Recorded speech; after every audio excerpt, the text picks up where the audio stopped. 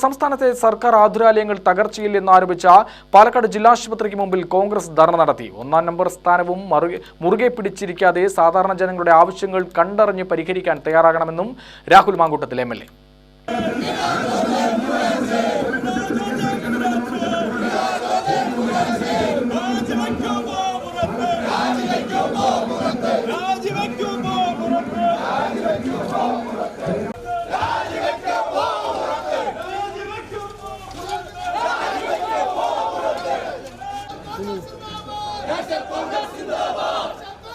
ആരോഗ്യമേഖലയിലെ സംസ്ഥാന സർക്കാരിന്റെ അവഗണനയ്ക്കെതിരെ KPCCയുടെ ആഹ്വാനപ്രകാരം സംസ്ഥാന വ്യാപകമായി കോൺഗ്രസ് നിയോജകമണ്ഡലം കമ്മിറ്റികളുടെ നേതൃത്വത്തിൽ ജില്ലാശുപത്രികൾക്ക് മുമ്പിലും താലൂക്ക് ആശുപത്രികൾക്ക് മുമ്പിലും ധർണ നടത്തി.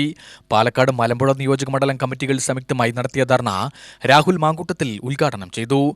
പ്രതിഷേധത്തെ ഭയന്ന് പോലീസ് ഇങ്ങനെ റൂട്ട് മാറ്റി കൊണ്ടുപോയിട്ട് ഈ നാട്ടിലെ ചില തമാശ താരങ്ങളുണ്ട്, ഗോപാലികളായിട്ടുള്ള ചില താരങ്ങളുണ്ട്, DYFIയുടെ ഒക്കെ.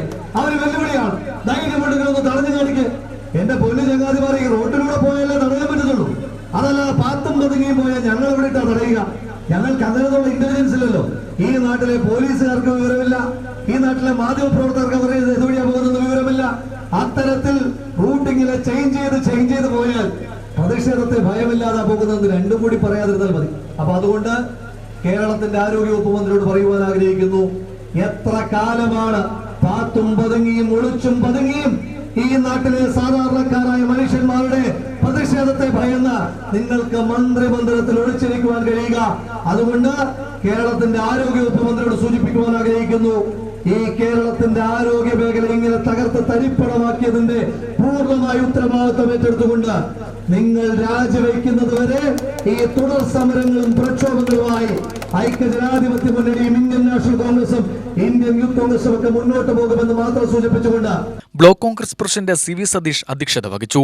KPCC secretary PV Rajesh, C Balan, V Ramachandran, P Nandabalan, KE Kumari, PK Priyakumar, K Radhakrishnan, PK Vasu, UDF നിയോജകമണ്ഡലം ചെയർമാൻമാരായ സുധാകരൻ പ്ലാക്കാട്ട്, ഹരിദാസ് മച്ചിങ്ങൽ തുടങ്ങിയവർ പങ്കെടുത്തു. UTV news Palakkad.